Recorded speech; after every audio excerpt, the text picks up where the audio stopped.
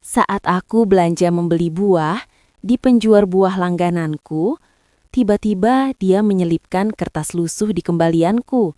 Isinya, "Stop minum obat pemberian suamimu itu. Kalau tidak, kau akan mati perlahan."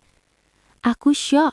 Suamiku yang begitu sempurna, ternyata cahaya matahari pagi yang menerobos masuk melalui celah tirai sutra berwarna krem itu seharusnya membawa kehangatan. Namun, bagiku, sinar itu terasa menyilaukan, menusuk retina mata hingga kepalaku berdenyut hebat.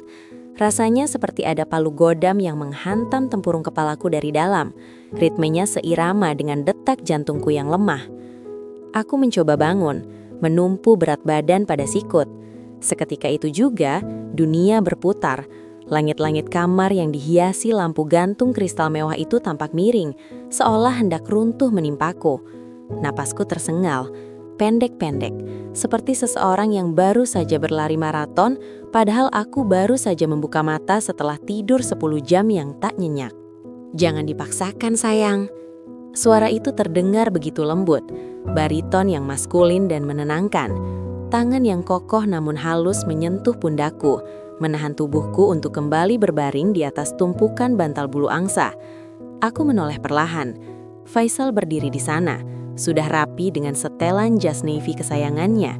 Aroma kolong mahal berbau sandalwood dan sitrus menguar darinya. Aroma yang dulu selalu membuatku merasa aman, namun entah mengapa pagi ini justru membuat perutku mual. Dia tampak begitu sempurna, rambut tertata rapi, wajah bersih tanpa celah dan senyum penuh kekhawatiran yang terukir di bibirnya. Kontras sekali dengan kondisiku, wanita kurus kering dengan tulang selangka yang menonjol, kulit pucat pasi dan rambut kusut masangai. Aku harus bangun, Mas," bisikku. Suaraku terdengar serak, asing di telingaku sendiri. "Hari ini ada jadwal arisan di rumah Bu Tejo. Aku sudah janji." Faisal menggeleng pelan. Ekspresinya menyiratkan kesabaran seorang malaikat menghadapi anak kecil yang rewel. Dia duduk di tepi ranjang, membuat kasur empuk itu sedikit melesak. "Diva, lihat dirimu," katanya lembut. Jemarinya merapikan anak rambut yang menempel di dahiku yang berkeringat dingin. "Kamu masih lemah sekali. 3 bulan ini kondisimu belum stabil. Dokter bilang kamu mengalami kelelahan kronis dan stres oksidatif yang parah. Kamu butuh istirahat total, bukan mengurusi arisan atau basa-basi sosialita yang melelahkan itu." Aku menelan ludah, kerongkonganku terasa kering dan pahit. "Tapi Mas, sudah 3 bulan, kenapa aku tidak membaik? Malah rasanya semakin hari tubuhku semakin rongsok. Apa kita tidak perlu cari opini kedua? Mungkin ke Singapura?" Ada kilatan aneh di mata Faisal, sesuatu yang terlalu cepat untuk kutangkap. Mungkin kekesalan, atau mungkin hanya bayanganku saja, sebelum ia kembali tersenyum manis. Ia meraih gelas kristal berisi air mineral di nakas, lalu mengambil botol kecil berwarna emas dari saku jasnya. "Sayang, dengarkan aku," ucapnya dengan nada membujuk yang khas. Nada yang selalu ia gunakan saat meyakinkanku untuk membeli properti baru atau mengganti mobil. Dokter Gunawan itu spesialis terbaik di Jakarta. Obat-obatan ini vitamin impor khusus yang harganya puluhan juta per botol. Ini diformulasikan khusus untuk memperbaiki sel-sel tubuhmu yang rusak. Kalau ke Singapura, kamu hanya akan kelelahan di perjalanan. Percayalah sama aku.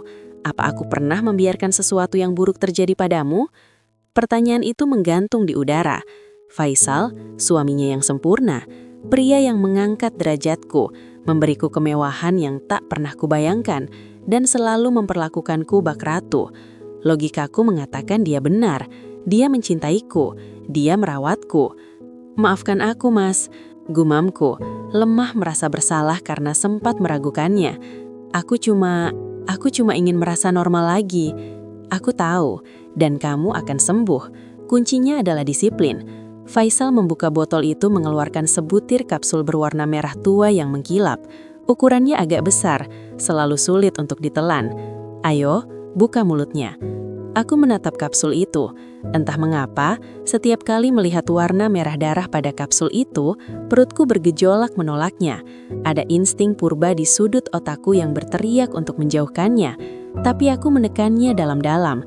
Itu hanya paranoia orang sakit. Aku membuka mulut, membiarkan Faisal meletakkan kapsul itu di lidahku. Rasanya sedikit melegal sebelum aku meneguk air yang disodorkannya. Gluk, kapsul itu meluncur turun melewati tenggorokanku, membawa sensasi dingin yang tidak wajar. Pintar, pujinya, lalu mengecup keningku lama, bibirnya terasa hangat. Aku berangkat ke kantor dulu, ada rapat pemegang saham penting hari ini. Mungkin aku pulang agak larut. Kamu jangan kemana-mana ya, biar Bi Inah yang urus semuanya. Iya mas, hati-hati. Aku memandang punggung tegapnya yang menghilang di balik pintu kamar. Sesaat kemudian, terdengar deru mesin sport miliknya menjauh. Rumah besar ini kembali sunyi, menyisakan aku dan rasa dingin yang mulai merambat dari lambung ke seluruh tubuhku, efek samping yang selalu muncul 15 menit setelah minum vitamin itu. 3 jam berlalu, dan rasa bosan mulai mencekam aku lebih kuat daripada rasa sakitnya. Aku tidak tahan hanya berbaring menatap langit-langit kamar yang tinggi. Tubuhku memang lemah, kakiku gemetar saat menapak lantai marmer yang dingin. Tapi aku butuh udara segar, aku butuh melihat kehidupan. Rumah ini, dengan segala kemewahannya, terasa seperti mausoleum, dingin, steril, dan sepi. Bi Inah sedang sibuk di area servis belakang, jadi aku menyelinap keluar. Aku tidak ingin memanggil supir, aku hanya ingin pergi ke tempat yang dekat, tempat yang terasa manusiawi. Kios buah Pak Joko. Letaknya hanya di ujung jalan kompleks elit ini, di perbatasan antara perumahan mewah kami dan perkampungan warga. Pak Joko adalah antetesis dari kehidupanku. Kiosnya sederhana, terbuat dari kayu yang dicat seadanya, namun buah-buahannya selalu segar dan manis. Faisal selalu melarangku membeli di sana. Katanya, tidak higienis, tapi aku suka keramahan Pak Joko. Ada ketulusan di matanya yang keriput yang tidak kutemukan di lingkaran pergaulan elitku. Aku mengenakan kardigan tebah untuk menutupi tubuhku yang semakin kurus dan berjalan pelan. Setiap langkah adalah perjuangan. Napasku memburu hanya karena berjalan 200 meter. Matahari siang mulai menyengat, tapi anehnya aku menggigil. Keringat dingin mengucur di punggungku. Sesampai di kios Pak Joko, aroma manis mangga arum manis dan durian menyambutku. Bau yang biasanya menggugah selera, kini membuatku sedikit pusing. Tapi setidaknya itu bau kehidupan, bukan bau disinfektan kamar tidurku. Pak Joko sedang menata tumpukan jeruk sunkes ketika ia melihatku. Gerakannya terhenti seketika. Matanya membelak sekali, menyapu penampilanku dari ujung kaki hingga kepala. Bu Diva, suaranya bergetar, penuh ketidakpercayaan. Aku mencoba mensenyum, meski bibirku terasa kaku dan pecah-pecah. Halo Pak Joko, apa kabar? Bapak punya anggur hijau yang manis? Lidah saya rasanya pahit sekali. Pak Joko tidak langsung menjawab. Dia buru-buru keluar dari balik meja kasirnya, menarik sebuah kursi plastik usang dan mengelapnya dengan kain. Duduk dulu, Bu. Ya Allah, Ibu pucat sekali. Duduk, Bu. Aku menurut, menjatuhkan diri ke kursi itu dengan napas tersengal. Cuma sedikit kurang enak badan, Pak. Sudah lama saya tidak mampir. Pak Joko menatapku letak-letak. Biasanya dia cerewet, bercerita tentang cucunya atau harga pasar yang naik. Tapi kali ini dia diam. Wajah tuanya tampak tegang. Dia menoleh ke kanan dan ke kiri, seolah memastikan tidak ada orang lain di sekitar kios itu. Jalanan sepi, hanya ada 1-2 mobil yang lewat. Ibu sakit apa sebenarnya? Tanyanya setengah berbisik. Kata suami saya cuma kelelahan, butuh banyak istirahat dan vitamin, jawabku, sambil memijat pelipis. Mas Faisal belikan vitamin mahal dari luar negeri, katanya ampuh, tapi kok saya malah makin lemas ya? Mendengar nama Faisal, wajah Pak Joko berubah.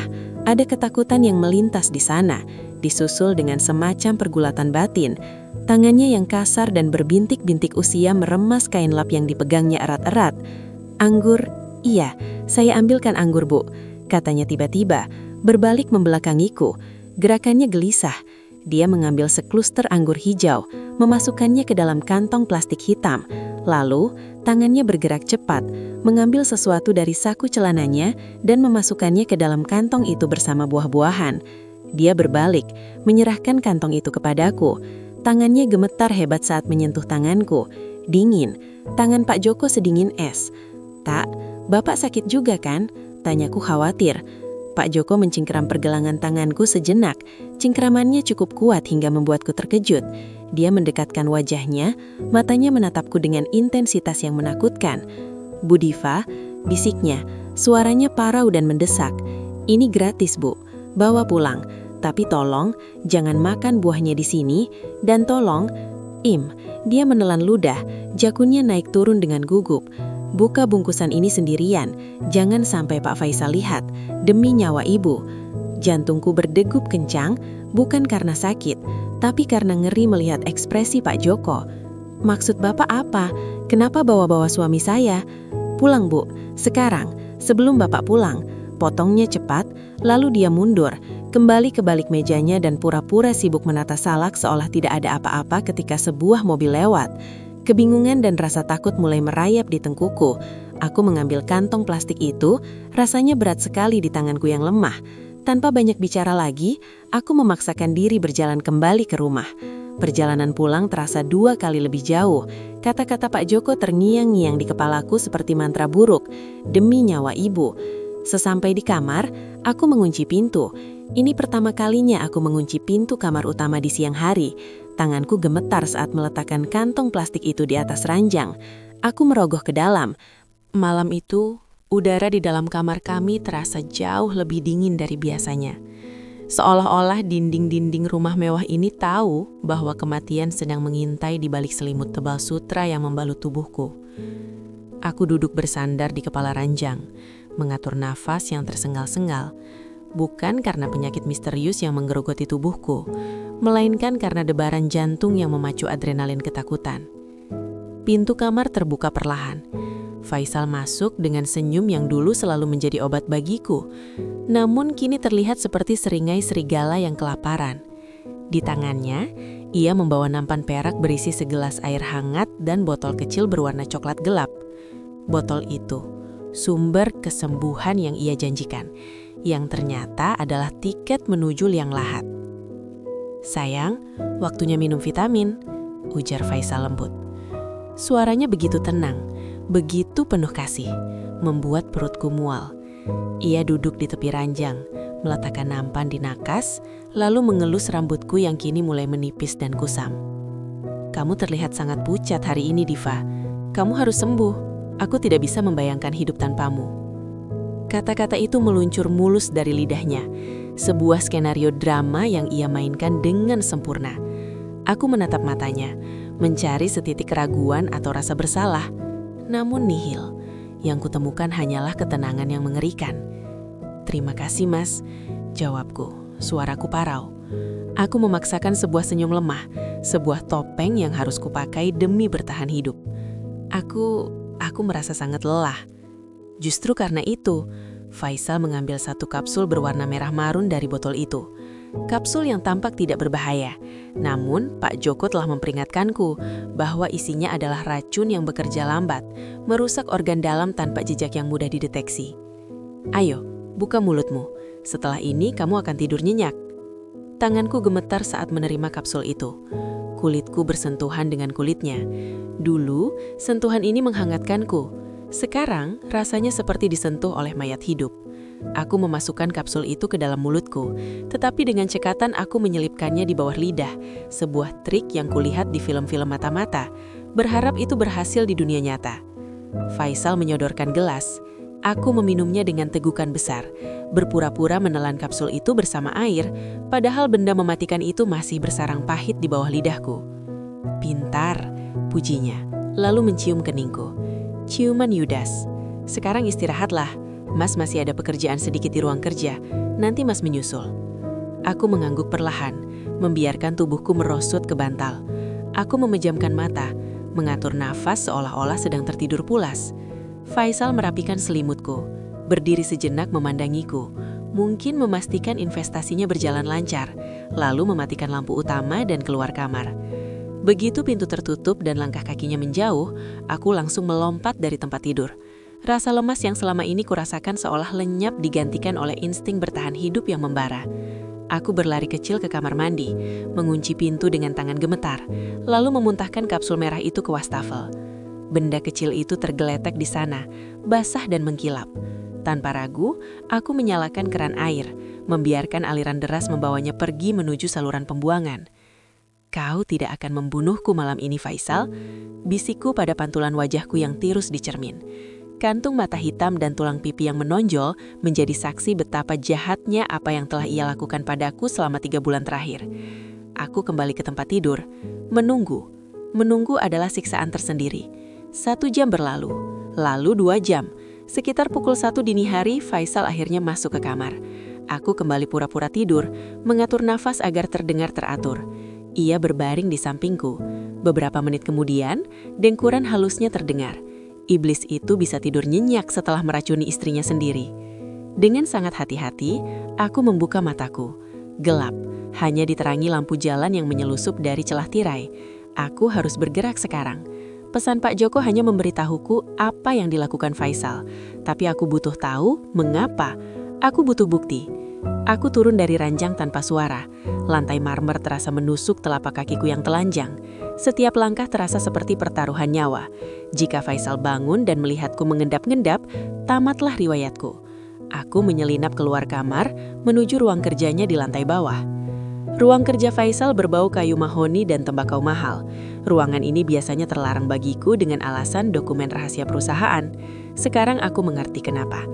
Aku menyalakan lampu senter dari handphoneku, menghindari menyalakan lampu ruangan agar tidak menarik perhatian satpam komplek atau Faisal jika ia terbangun. Sasaranku adalah tas kerja kulit berwarna hitam yang selalu ia bawa kemana-mana. Tas itu tergeletak di atas meja kerjanya yang besar. Tanganku berkeringat dingin saat menyentuh kunci tas itu. Terkunci. Sial. Tapi aku ingat, Faisal adalah makhluk kebiasaan. Ia selalu menggunakan tanggal pernikahan kita sebagai kode untuk segalanya. Betapa ironisnya. 2, 5, 1, 0. Klik. Tas itu terbuka. Jantungku berdegup kencang, suaranya memekakkan telinga di keheningan malam. Aku mulai memilah isi tas itu. Laptop, pengisi charger, pena mahal, dan sebuah map tebal berwarna biru tua yang diselipkan di bagian paling belakang. Aku menarik map itu dan membukanya. Cahaya senter ponselku menerangi lembar demi lembar dokumen yang akan menghancurkan sisa-sisa cintaku pada pria itu. Dokumen pertama adalah surat peringatan dari bank, penyitaan aset. Mataku membelalak membaca nominal hutang yang tertera. Faisal yang selalu membanggakan kesuksesan bisnis ekspor-impornya, ternyata terlilit hutang miliaran rupiah. Usahanya bangkrut total. Lebih parahnya, ada surat panggilan dari kejaksaan terkait dugaan korupsi dana bantuan sosial. Tanggalnya baru seminggu yang lalu. Suamiku bukan hanya penipu, dia adalah koruptor yang sedang di ujung tanduk. Tanganku beralih ke dokumen berikutnya. Sebuah polis asuransi jiwa. Kertasnya masih terasa baru dan kaku. Nama tertanggung, Diva Anastasia. Penerima manfaat tunggal, Faisal Hidayat. Nilai pertanggungan 50 miliar rupiah. 50 miliar rupiah. Itulah harga nyawaku di matanya.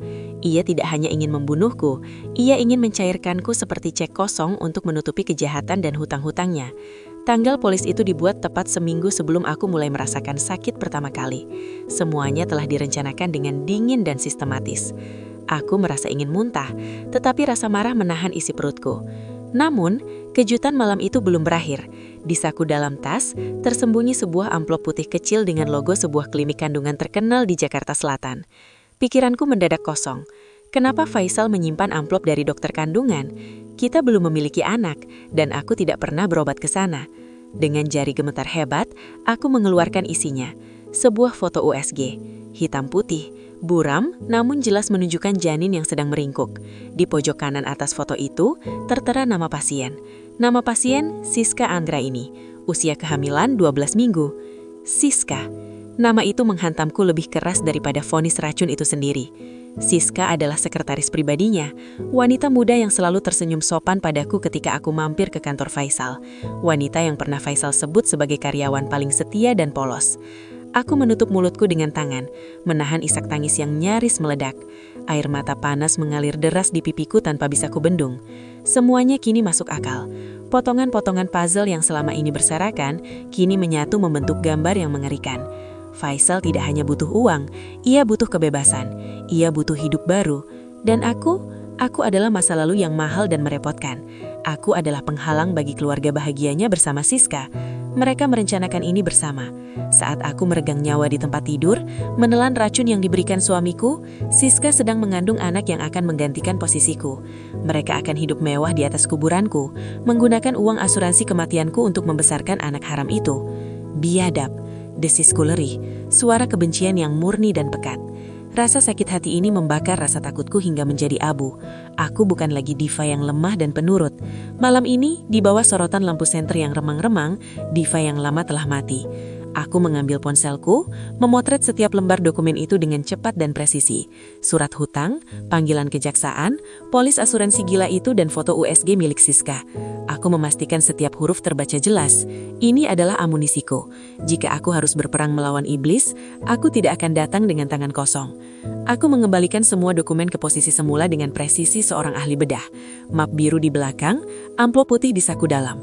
Tidak boleh ada satupun sudut kertas yang terlipat berbeda. Faisal tidak boleh tahu bahwa aku sudah tahu. Aku menutup tas kulit itu. Klik, suara itu terdengar seperti pemicu pistol yang ditarik. Aku kembali menaiki tangga menuju kamar tidur dengan perasaan yang sama sekali berbeda. Kaki-kakiku terasa kokoh, rasa pusing di kepalaku hilang. Aku masuk ke kamar, melihat Faisal yang masih tertidur dalam posisi yang sama. Wajahnya tampak begitu damai, begitu polos. Betapa mudahnya bagi manusia untuk menyembunyikan monster di balik wajah sebaik itu. Aku naik ke tempat tidur, berbaring di sampingnya. Jarak kami hanya beberapa sentimeter, namun rasanya kami berada di dua dunia yang berbeda. Dia di dunia ilusi kemenangannya, dan aku di dunia kenyataan yang pahit namun tajam. Aku menatap langit-langit kamar yang gelap. Air mataku sudah kering. Yang tersisa hanyalah rencana. Aku akan terus meminum vitamin itu, atau setidaknya berpura-pura meminumnya. Aku akan membiarkan dia berpikir rencananya berjalan mulus. Aku akan membiarkan dia dan Siska tertawa di belakangku sedikit lebih lama. Karena saatnya tiba, aku tidak hanya akan bertahan hidup, aku akan menghancurkan mereka. Aku akan memastikan Faisal kehilangan segalanya. Uangnya, reputasinya, kebebasannya, dan wanita simpanannya. Dia ingin uang asuransi kematianku. Baik, dia akan mendapatkan kejutan yang jauh lebih mahal daripada 50 miliar. Malam itu, di sebelah suami yang berniat membunuhku, aku tersenyum dalam gelap. Sebuah senyuman dingin yang menjanjikan pembalasan. Pagi itu, sinar matahari yang menerobos celah tirai sutra kamar kami terasa menyengat, bukan menghangatkan. Di atas nakas, segelas air putih dan piring kecil berisi 3 butir kapsul berwarna-warni sudah tersaji rapi. Faisal sudah berangkat kerja, meninggalkan tanda cintanya di sana. Aku menatap kapsul-kapsul itu dengan tatapan kosong. Namun di balik mataku, badai sedang berkecamuk. Dengan gerakan terlatih layaknya aktor di panggung teater, aku mengambil kapsul itu, berpura-pura menelannya, lalu dengan cepat menyembunyikannya di balik lidah. Aku beranjak ke kamar mandi, memuntahkan benda-benda jahanam itu ke dalam lubang wastafel dan menyiramnya dengan aliran air yang deras. Melihat pil-pil itu larut dan menghilang ke dalam saluran pembuangan, memberiku kepuasan kecil yang ganjil. Hari ini, aku menang lagi. Tapi kemenangan kecil ini tidak cukup. Aku butuh sekutu. Aku mematut diri di cermin. Wajahku pucat, sebagian karena efek sisa racun minggu-minggu lalu, sebagian lagi berkat sapuan bedak yang kusengaja untuk memanipulasi persepsi Faisal. Aku harus terlihat sekarat agar dia lengah. "Aku mau ke pasar, Mbak," kataku pada asisten rumah tangga kami yang sedang menyapu ruang tengah. Suaraku kubuat serak dan lemah. "Loh, Ibu Diva, biar saya saja, Bu. Ibu kan masih sakit," sahutnya cemas. "Tidak apa-apa, dokter bilang aku butuh udara segar dan sedikit gerak. Aku hanya ingin beli buah di tempat Pak Joko, cuma sebentar." Aku memaksakan langkah gontai menuju mobil. Sopir kami mengantarku ke pasar tradisional di pinggiran kota, tempat di mana aroma tanar basah, ikan asin, dan rempah-rempah bercampur menjadi satu. Ini adalah dunia yang jauh dari kemewahan palsu rumahku. Namun disinilah aku merasa sedikit lebih hidup. Kios buah Pak Joko terletak di sudut yang agak tersembunyi. Lelaki paruh baya dengan kulit terbakar matahari itu sedang menata tumpukan jeruk ketika melihatku datang. Senyum ramahnya merekah, namun sedetik kemudian berubah menjadi ekspresi kaget saat melihat betapa kurusnya aku.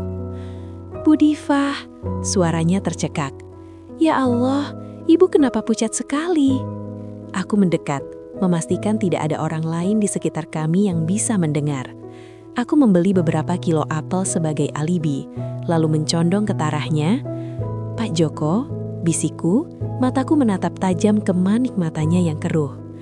Pesan Bapak di kantong kresek waktu itu menyelamatkan nyawa saya.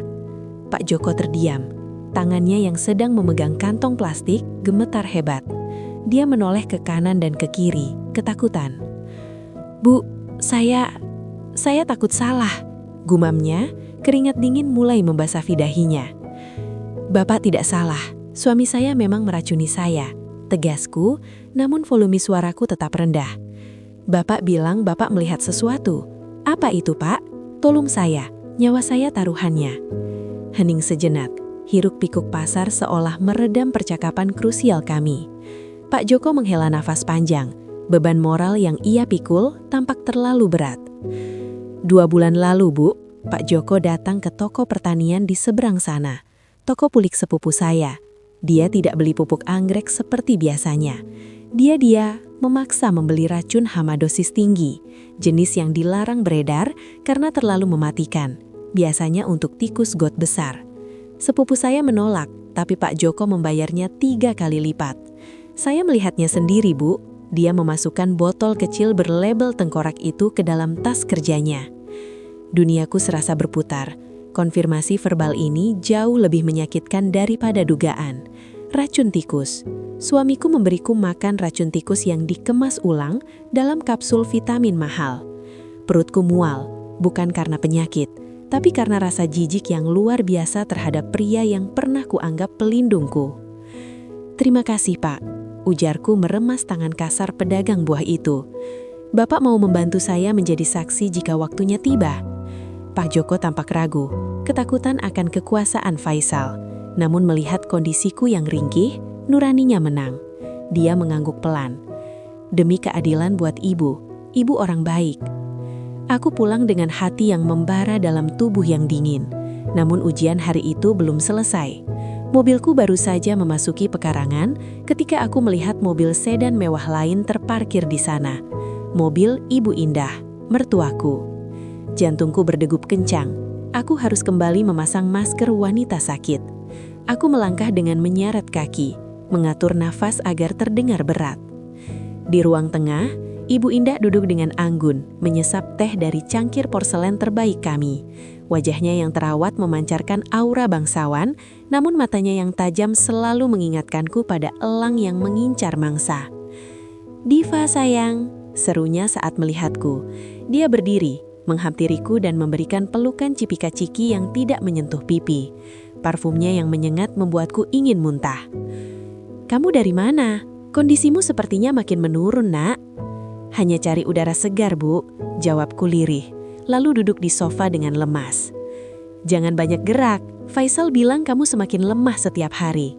Ibu bawakan sup herbal, resep keluarga. Harus dihabiskan ya, biar cepat sembuh." Ada jeda yang aneh sebelum kata sembuh. "Terima kasih, Bu. Nanti saya makan. Perut saya masih mual sekali." "Harus dipaksa, Diva. Kasihan Faisal. Dia kerja keras mengurus perusahaan dan mengurusmu yang sakit-sakitan begini." Nada bicaranya mengandung racun yang lebih halus daripada yang diberikan putranya. Kritik terselubung kepedulian. Aku beri misi ke kamar dengan alasan istirahat. Namun aku tidak tidur. Aku membuka sedikit pintu kamar. Cukup untuk mendengar percakapan di ruang bawah jika ada yang menelpon. Firasatku mengatakan kedatangan Ibu Indah bukan sekedar kunjungan kasih sayang. Benar saja, tak lama kemudian, Faisal pulang untuk makan siang. Sebuah kebiasaan yang jarang ia lakukan, kecuali ada sesuatu yang mendesak. Dari celah pintu, aku mendengar langkah kaki Faisal yang tergesa-gesa menemui ibunya. "Hah? Bagaimana, Sal?" Suara Ibu Indah terdengar tajam. Nada sayangnya lenyap seketika itu. "Audit perusahaan dimajukan. Kamu butuh uang itu sesegera mungkin untuk menutup lubang di neraca keuangan. Kalau ketahuan kamu menggelapkan dana investor, tamat riwayat keluarga kita. Nama baik ibu bisa hancur." Aku menahan nafas.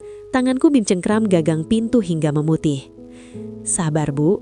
Suara Faisal terdengar frustasi. Dosisnya sudah dinaikkan, dia sudah sangat lemah. Dokter bodoh itu juga percaya kalau ini penyakit autoimun langka. Asuransinya cair begitu surat kematian keluar. Nilainya 50 miliar, Bu. Cukup untuk menutup hutang dan modal kampanye ibu nanti. Pastikan saja dia tidak bertahan sampai bulan depan, desis Ibu Indah dingin. Dan perempuan simpananmu itu, Siska, pastikan dia tutup mulut sampai Diva pergi. Ibu tidak mau ada skandal sebelum uang cair. Siska aman, Bu. Dia sedang mengandung cucu ibu, laki-laki. Bagus, setidaknya dia berguna bisa memberikan keturunan, tidak seperti istri mandulmu itu. Air mataku menetes tanpa isak. Rasa sakit yang kuhadapi bukan lagi tentang pengkhianatan suami, tapi tentang kekerasan sebuah keluarga. Mertuaku, wanita yang selalu kupanggil ibu dengan hormat, ternyata adalah arsitek di balik penderitaanku. Bagi mereka, aku hanyalah aset yang harus dilikuidasi. Aku menutup pintu perlahan, mundur ke tempat tidur, dan meringkuk. Tapi aku tidak membiarkan diriku hancur. Tidak, kemarahan ini adalah bahan bakar. Mereka menginginkan Diva yang lemah, aku akan memberikannya. Dan saat mereka lengah, aku akan menghancurkan mereka semua. Sore harinya Faisal masuk ke kamar dengan senampan bubur dan dokumen tebal. Wajahnya dipasang dengan ekspresi prihatin yang sekarang terlihat sangat menjijikkan di mataku. "Sayang, makan dulu ya," bujuknya lembut. "Oh ya, sebelum kamu tidur lagi, Mas butuh tanda tanganmu di sini. Ini hanya pembaharuan polis asuransi kesehatan, biar cover pengobatanmu bisa lebih maksimal. Rumah sakit di Singapura mahal sekali, tapi Mas ingin yang terbaik buat kamu." Aku melirik dokumen itu, pencairan klaim dini dan pengalihan kuasa. Judulnya memang tertutup oleh lipatan kertas yang tak sengaja dia buat, tapi aku sempat melihat kop suratnya saat menggeledah tasnya kemarin. Dia ingin aku menandatangani persetujuan jika aku koma atau meninggal, seluruh aset dan klaim asuransi langsung jatuh ke tangan tunggalnya tanpa perantara bank. Aku mengambil pulpen dengan tangan yang sengaja kubuat gemetar hebat. "Di sini, Mas?" tanyaku lemah. "Iya, di situ. Pelan-pelan saja." Matanya berbinar tamak. Aku menempelkan mata pena ke kertas. Di kepalaku sebuah rencana licik terbentuk. Aku tidak akan menolak. Penolakan akan membuatnya curiga dan mungkin memaksanya menggunakan cara kekerasan yang lebih cepat. Aku harus membuatnya merasa menang. Aku mencoretkan tanda tanganku, tapi aku melakukan sedikit modifikasi. Tarikan garis pada huruf D dan akhiran A kubuat berbeda secara signifikan dari tanda tangan resmiku di KTP dan bank. Cukup mirip untuk dilihat sekilas, namun cukup berbeda untuk dibuktikan oleh ahli forensik tulisan tangan nantinya bahwa ini dilakukan di bawah tekanan atau bukan tanda tangan sah. Sudah, aku menjatuhkan pulpen itu, berpura-pura kehabisan tenaga. Faisal menyambat kertas itu, memeriksa tanda tangannya sekilas, lalu tersenyum lebar. Dia mencium keningku, ciuman Yudas. "Terima kasih sayang, kamu istirahat ya, Mas urus semuanya." Begitu ia keluar kamar dengan langkah ringan, aku langsung bangun. Rasa lemas itu hilang, digantikan adrenalin. Suara piring berdenting pelan saat aku meletakkannya di atas meja makan panjang berbahan kayu mahoni itu. Satu persatu, aku mengatur letak garpu dan pisau dengan presisi militer.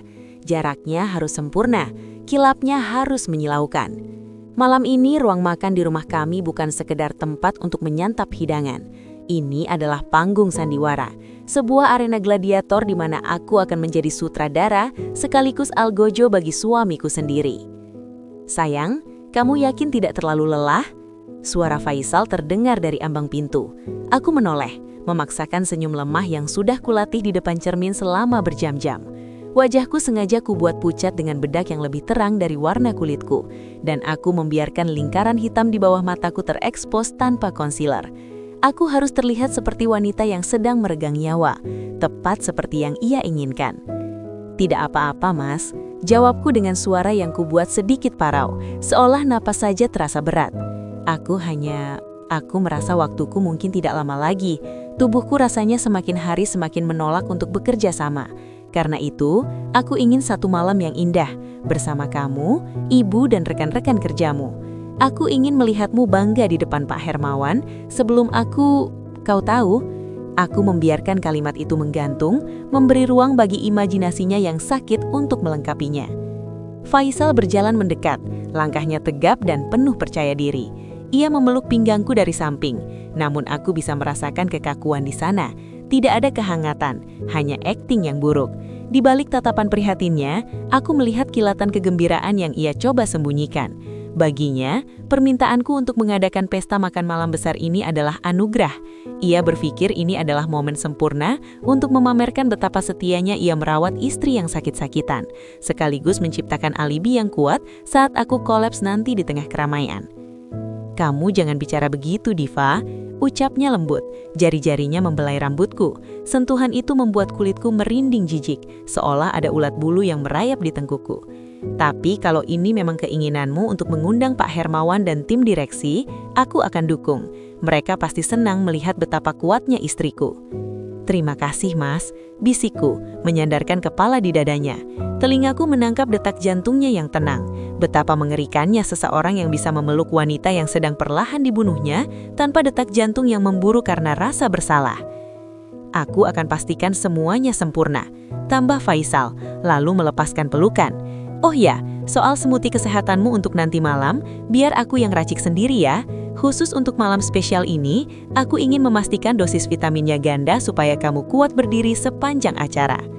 Kata vitamin meluncur dari bibirnya dengan manis, padahal kami berdua tahu, meski dia pikir aku tidak tahu, bahwa itu adalah arsenik atau sianida dosis rendah yang ia akumulasi atau apapun racun tikus yang dibelinya secara ilegal itu.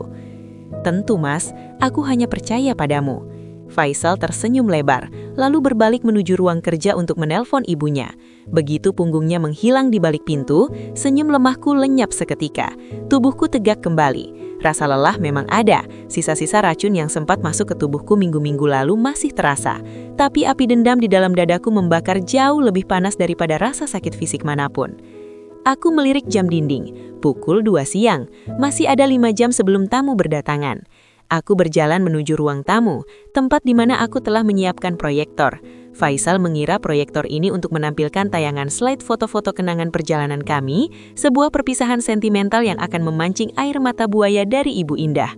Ia tidak tahu bahwa kabel HDMI yang tersembunyi di balik pot bunga besar itu terhubung ke laptop cadanganku yang berisi folder bernama Kematian Diva, sebuah folder yang kini isinya telah kuganti total.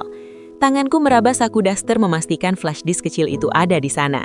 Di dalamnya bukan foto liburan di Bali atau Paris, tapi rekaman suara Faisal yang sedang berdebat dengan Ibu Indah tentang dosis racun, foto-foto Faisal mentransfer uang perusahaan ke rekening pribadi Siska, dan bukti USG kehamilan Siska yang kutemukan terselip di dacur kantor Faisal saat ia lengah. "Cek 1, 2, gumamku pelan, sambil menyalakan proyektor sebentar, memastikan fokus lensanya tajam mengarah ke dinding putih besar di ruang tengah. Cahaya menyala, menampilkan wallpaper standar. Bagus, aku mematikannya kembali dengan cepat sebelum Faisal keluar. Tiba-tiba, bel pintu berdengyi. Aku mengintip dari jendela. Mobil sedan hitam milik Ibu Indah sudah terparkir di halaman. Wanita itu turun dengan anggun, mengenakan kebaya modern berwarna merah marun yang terlalu mencolok untuk acara makan malam santai. Wajahnya dipoles tebal, menutupi kerutan kekejaman yang selama ini ia sembunyikan di balik topeng ibu mertua yang penyayang. Aku membuka pintu, kembali memasang wajah sendu. "Diva sayang," serunya, suaranya melengking buat-buat. Ia langsung cipika-cipiki, namun tubuhnya tidak benar-benar menempel padaku. Ia menjaga jarak, seolah penyakitku menular. "Ya ampun, kamu terlihat semakin kurus. Apa Faisal merawatmu dengan baik?" "Mas Faisal merawatku dengan sangat baik, Bu," jawabku, mempersilahkannya masuk. Vitaminnya tidak pernah telat. Mata Ibu Indah berbinar sekilas mendengar kata vitamin. Ia melirik ke arah dapur. "Baguslah, Faisal memang anak berbakti. Ia sangat mencintaimu, Diva. Kamu harus bersyukur punya suami yang tidak meninggalkanmu meski kamu, dalam kondisi seperti ini." "Iya, Bu, aku sangat bersyukur. Makanya malam ini aku ingin semuanya spesial." Tentu, Ibu akan bantu di dapur. Kamu duduk saja, jangan banyak gerak," perintahnya, lalu melenggang masuk layaknya nyonya rumah. Aku menahan napas, menekan gejolak amarah yang ingin meledak. "Sabar, Diva, batinku. Biarkan mereka merasa menang. Biarkan mereka terbang tinggi sebelum kau hempaskan ke tanah." Waktu merangkak menuju senja, aroma masakan catering mulai memenuhi rumah. Ayam kodok, zupa sup, dan berbagai hidangan mewah lainnya sudah tertata di meja prasmanan. Namun fokus utamaku bukan pada makanan itu. Fokusku ada pada satu gelas kristal khusus yang diletakkan Faisal di meja bar dapur bersih. Sekitar pukul 6 sore, Faisal sibuk di kamarnya, bersiap mengenakan jas terbaiknya. Ibu Indah sedang sibuk membedaki wajahnya lagi di kamar tamu. Ini kesempatanku. Aku menyelinap ke dapur. Di sana, di atas nampan perak, berdiri 2 gelas jus bagan merah pekat. Sekilas keduanya tampak identik, namun aku tahu kebiasaan Faisal. Gelas untukku selalu ia beri sedikit goresan halus di bawah tatakan. Kode bagi dirinya sendiri agar tidak tertukar. Atau mungkin ia akan meletakkan gelas beracun itu di sisi kanan. Aku mendekat, jantungku berdegup kencang hingga telingaku berdengung. Ia lihat, Faisal telah mencampurkan bubuk putih ke dalam salah satu gelas.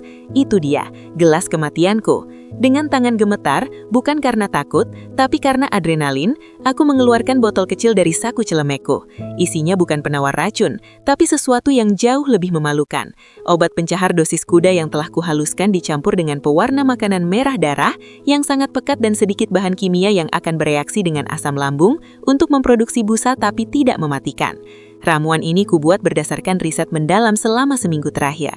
Efeknya akan instan dan dramatis. Sakit perut yang menyiksa, muntah berbusa merah yang tampak seperti darah, namun sebenarnya hanya pewarna dan reaksi kimiawi. Aku tidak ingin membunuhnya. Kematian terlalu mudah bagi Faisal. Aku ingin dia merasakan teror. Aku ingin dia berpikir dia sedang mati karena racunnya sendiri, di depan bosnya, di depan ibunya, di depan semua orang. Dengan gerakan cepat, aku menukar isi gelas itu. Aku menuangkan jus beracun buatan Faisal ke dalam wastafel, menyalakan keran air deras-derasnya agar sisa racunnya larut dan hilang ke saluran pembuangan. Lalu aku menuangkan jus baru yang sudah kusiapkan ke dalam gelas yang sama, gelas yang sudah ditandai Faisal. Untuk memastikan rencanaku berjalan mulus, aku juga menyiapkan gelas kedua untuk Faisal. Gelas ini berisi jus buah naga murni, tanpa campuran apapun. Kini di atas nampan itu, ada 2 gelas. Satu, gelas dengan tanda goresan, yang Faisal kira berisi racun untukku, kini berisi pencahar dosis tinggi dan pewarna merah darah. Gelas tanpa tanda, untuk Faisal, berisi jus murni. Rencanaku sederhana namun krusial. Saat tos nanti, aku harus memastikan Faisal meminum gelas yang dia kira adalah gelasnya, padahal aku akan melakukan trik tangan pesulap di detik terakhir. Atau lebih baik lagi, aku akan membiarkan dia memberikan gelas bertanda itu padaku, lalu aku akan mencari cara menukarnya tepat di hidungnya tanpa ia sadari. "Sedang apa kamu di sini, Diva?" Suara Faisal menggelegar di belakangku. Aku tersencak, hampir menjatuhkan botol kosong di tanganku. Dengan refleks cepat, aku menyelipkannya kembali ke saku celemekku. Aku berbalik, wajahku kaget natural. "Mas, kaget aku cuma mau ambil air putih." Tenggorokanku kering sekali. Mata Faisal menyipit, memandang meja bar. Ia melihat 2 gelas jus bagan merah itu masih utuh di posisinya. Ia tidak melihat aku membuang isinya, karena wastafel sudah kering dan kembali bersih. Aku mengelapnya dengan tisu tadi. "Jangan tentu jus itu," katanya tajam, lalu nadanya melunak. "Itu surprise spesial, racikannya belum sempurna tercampur. Biar nanti aku yang bawakan ke depan saat tos pembuka." "Iya mas, aku tidak menyentuhnya kok. Baunya enak sekali. Kamu pakai buah naga impor ya?" "Iya, yang terbaik buat kamu," jawabnya sambil tersenyum miring. Ia berjalan mendekati nampan untuk memeriksa gelas bertanda goresan itu. Ia memutarnya sedikit, memastikan tandanya masih ada. Ia tampak puas. "Kamu cantik sekali malam ini, Diva," katanya kali ini matanya menelusuri gaun sutra hitam yang ku kenakan. Gaun ini longgar, menyamarkan tubuhku yang kurus, namun memberikan kesan elegan dan misterius. Hitam, cocok sekali. "Seperti berkabung ya?" tanyaku retoris. Faisal tertawa kecil, tawa yang terdengar sumbang. "Jangan bicara aneh-aneh. Sudah, ayo ke depan. Pak Hermawan baru saja mengirim pesan, beliau sudah dekat." Kami berjalan beriringan menuju ruang tamu yang kini sudah mulai dipadati tamu. Keluarga besar dari pihak Faisal sudah datang, sepupu-sepupunya yang juga sering meminjam uang pada kami. Rekan-rekan kantornya yang bermuka 2 juga mulai memenuhi ruangan memegang gelas koktail dan memuji dekorasi rumah yang megah ini. Rumah yang dibeli dengan uang warisan orang tuaku, namun sertifikatnya sediam-diam sudah digadaikan Faisal. Sebuah fakta yang baru kutemukan kemarin dari Pak Joko yang punya koneksi di bank. "Selamat malam Bu Diva," sapa seorang manajer. Lampu gantung kristal di ruang tengah rumah kami berpendar lebih terang dari biasanya, memantulkan cahaya ke setiap sudut ruangan yang kini dipenuhi oleh kemunasikan. Aroma parfum mahal dari para tamu undangan, rekan kerja Faisal, kerabat jauh, hingga Pak Hermawan, direktur utama perusahaan, bercampur di udara, menciptakan lapisan wangi yang menyesakkan bagi paru-paruku. Aku duduk di kursi roda, posisi strategisku di ujung meja panjang, mengenakan gaun sutra berwarna krem yang sedikit longgar di tubuhku yang menyusut. Dari tempatku, aku bisa melihat semuanya. Faisal, suamiku yang tampan dan berdedikasi, sedang tertawa lepas bersama Pak Hermawan. Ia memegang gelas wine dengan satu tangan, sementara tangan lainnya menepuk bahu bosnya itu dengan keakraban yang terlatih. Di mata mereka, aku hanyalah diva, istri yang sakit-sakitan, bunga layu yang sebentar lagi akan gugur, membebaskan Faisal untuk memetik bunga baru yang lebih segar. "Diva, bagaimana perasaanmu malam ini?" tanya Tante Ratna, salah satu kerabat Faisal yang nada bicaranya selalu terdengar seperti belas kasih palsu. Aku tersenyum tipis, sangat tipis, hingga hampir tak terlihat. "Sedikit lelah, Tante, tapi aku senang melihat semua orang berkumpul. Ini malam yang istimewa." "Faisal itu suami yang luar biasa ya. Dia mengurus segalanya malam ini agar kau tidak repot," pujinya lagi.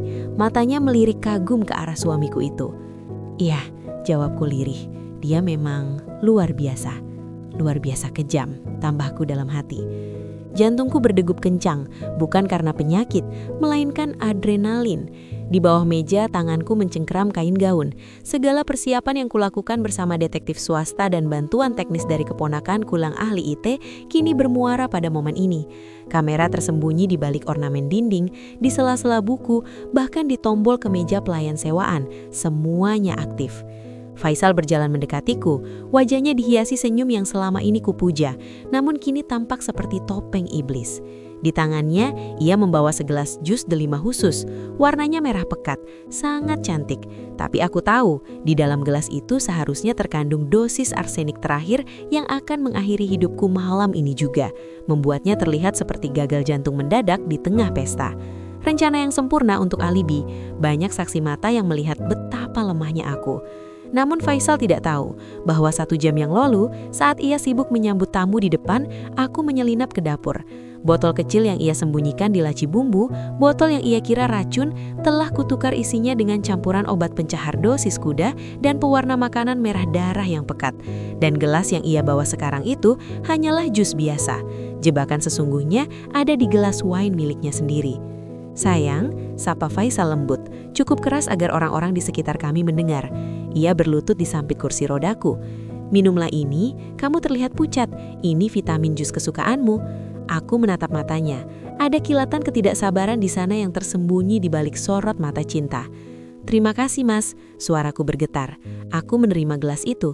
Momen krusial itu tiba. Pak Hermawan berdiri, mengangkat gelasnya untuk bersulam. "Semuanya mohon perhatiannya sebentar." Suaranya menggelegar membuat seluruh ruangan hening. Faisal menoleh ke arah bosnya, berdiri tegak dan meninggalkan sisiku sejebak untuk menghormati atasannya.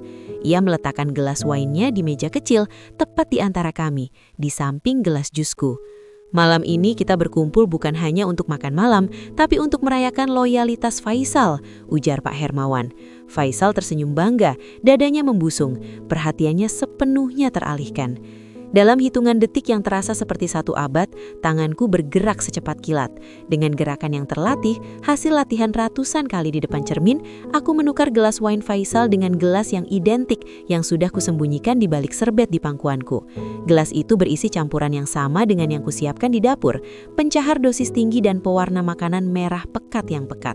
Kemudian Faisal menoleh. Gelas itu sudah bertukar tempat, tidak ada yang melihat. Semua mata tertuju pada Pak Hermawan. "Untuk Faisal dan Diva," seru Pak Hermawan. "Untuk kita," bisik Faisal padaku.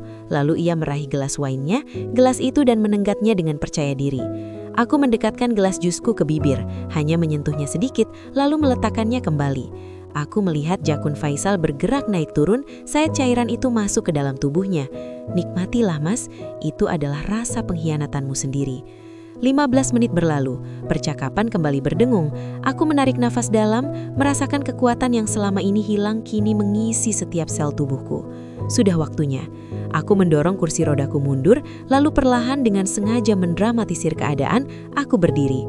"Diva, kamu mau kemana? Jangan memaksakan diri," seru Ibu Indah, mertuaku yang sedari tadi sibuk memamerkan perhiasan barunya yang mungkin dibeli dengan uang hasil korupsi anaknya. Aku tidak menjawab. Aku berdiri tegak, benar-benar tegak. Tidak ada lagi bahu yang merosot atau kaki yang gemetar. Aku berjalan menuju podium kecil di dekat layar proyektor yang tadinya digunakan untuk menampilkan foto-foto kenangan keluarga. Ruangan perlahan menjadi senyap. Faisal menatapku dengan alis berkerut, bingung melihat istrinya yang sekarat tiba-tiba berdiri kokoh seperti pilar beton. Mohon perhatiannya, suaraku lantang, jelas dan dingin, tanpa getaran sakit. Diva, apa yang kamu lakukan? Duduklah. Faisal melangkah maju, wajahnya mulai terlihat cemas. Diam di tempatmu Faisal, perintahku. Nadaku begitu tajam, hingga ia membeku di tempatnya. Malam ini memang pesta perpisahan, tapi bukan perpisahan dengan nyawaku. Aku menekan tombol remote di tanganku. Layar proyektor di belakangku berubah hitam, lalu muncul video. Suara Faisal terdengar memenuhi ruangan, jelas dan tak terbantahkan. Dosisnya harus ditingkatkan, Bu. Kalau dia tidak mati minggu ini, pencairan asuransinya akan tertunda. Aku butuh uang itu untuk menutupi audit kantor. Lalu terdengar suara cempreng Ibu Indah. Pastikan dia meminumnya saat makan malam. Jangan sampai gagal Faisal, Siska sudah hamil besar. Dia butuh kepastian status. Guncangan melanda ruangan itu seperti gempa bumi. Tamu-tamu ternganga, gelas terjatuh dari tangan seseorang dan pecah berderai, tapi tak ada yang peduli. Faisal pucat pasih, wajahnya kehilangan darah seketika. Itu rekayasa. Diva, apa yang kamu lakukan? Matikan, teriaknya panik, berusaha maju untuk merebut remote. Tapi aku menekan tombol berikutnya.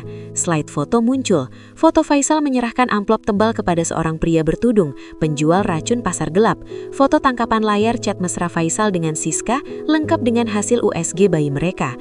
Dan yang paling menghancurkan bagi karirnya adalah bukti transfer dana perusahaan ke rekening pribadi Ibu Indah. Pak Hermawan, aku menatap direktur utama yang kini wajahnya merah padam hendang amarah. Anda mungkin ingin melihat slide terakhir, laporan keuangan palsu yang dibuat Faisal untuk menutupi korupsinya selama 3 tahun terakhir. Pak Hermawan menoleh ke arah Faisal dengan tatapan membunuh. Faisal, apa arti semua ini? Bentaknya. Faisal mundur, keringat dingin mulai bercucuran deras di dahinya. Bukan hanya karena panik, tapi ramuan di perutnya mulai bekerja. Ah, panas, perutku panas, raungnya. Faisal batuk dan cairan merah berbusa keluar dari mulutnya. Efek pewarna makanan yang bereaksi dengan asam lambung dan obat pencahar. Ia melihat noda merah di tangannya dan matanya terbelalak horor.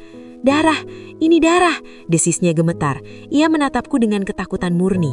Kau membunuhku. Ia benar-benar yakin dirinya sedang meregang nyawa karena racun yang ia beli sendiri. Ironi yang manis. Ibu Indah menjerit melihat anak emasnya muntah darah. Ia mencoba lari menuju pintu belakang. Aku tidak terlibat, ini semua ide Faisal, teriaknya mengkhianati anaknya sendiri tanpa ragu. Namun pintu utama terbuka lebar. 2 petugas polisi berseragam dan beberapa detektif berpakaian preman masuk. Mereka dengan sigap mencegah Ibu Indah.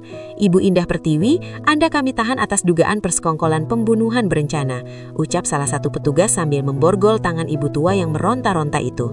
Sementara itu Faisal masih mengerang di lantai. Air mata dan ingus bercampur dengan noda merah di wajahnya. Bau busuk mulai menguar. Obat pencahar itu bekerja lebih cepat dari dugaanku. Kehormatannya hancur lebur di depan semua orang. Ia tidak sedang mati, ia hanya sedang buang kotoran di celana di depan bos dan koleganya sambil menangis ketakutan mengira itu adalah akhir hidupnya. Aku berjongkok di dekatnya, memastikan suaraku hanya didengar olehnya. Itu bukan racun Faisal, itu hanya obat pencahar dan pewarna makanan, bisikku dingin. Aku tidak sepertimu, aku bukan pembunuh. Aku hanya ingin kamu merasakan ketakutan yang kurasakan setiap hari selama 6 bulan terakhir. Mata Faisal membulat, menyadari kebodohannya. Rasa sakit di perutnya nyata, tapi rasa malu yang kini menghantamnya jauh lebih mematikan. Bawa dia, perintah Pak Hermawan kepada polisi. Suaranya bergetar karena amarah. Dan saya pastikan tim auditor saya akan menyerahkan semua bukti korupsi besok pagi ke kejaksaan. Polisi mengangkat Faisal yang lemas dan kotor. Ia menatapku saat digeret keluar. Tidak ada lagi Faisal yang arogan. Yang ada hanyalah pria hancur, pecundang yang kalah telak dalam permainannya sendiri. Ruangan itu masih riuh, tapi bagiku suasana mendadak hening dan damai. Aku menarik nafas dalam, dan untuk pertama kalinya dalam waktu yang lama, udara terasa segar. Tidak ada racun, tidak ada kebohongan. 6 bulan kemudian, sinar matahari pagi menerobos masuk melalui dinding kaca toko buah yang baru saja diresmikan. Aroma jeruk segar, apel manis yang tepat waktu, dan melon yang matang sempurna memenuhi ruangan. Ini jauh lebih wangi daripada parfum mahal apapun yang pernah kuhirup di pesta-pesta palsu Faisal. Bu Diva, suara Pak Joko terdengar riang. Pria parubada itu keluar dari gudang belakang dengan membawa keranjang berisi anggur. Ia mengenakan seragam toko yang rapi, jauh berbeda dari penampilannya dulu saat berjualan di pinggir jalan dengan gerobak reot. "Halo Pak Joko, bagaimana panen hari ini?" tanyaku sambil tersenyum menyusun beberapa buah naga di rak display. "Bagus sekali, Bu. Pelanggan suka sekali dengan konsep toko buah modern ini. Sejak Ibu memodali tempat ini, hidup dan keluarga saya berubah total. Saya tidak tahu harus berterima kasih bagaimana lagi." Matanya berkaca-kaca. Aku menggelengkan pelan, menyentuh lengan pria tua yang jujur ini. "Bapak yang menyelamatkan nyawa saya, Pak. Kalau Bapak tidak nekat menyelipkan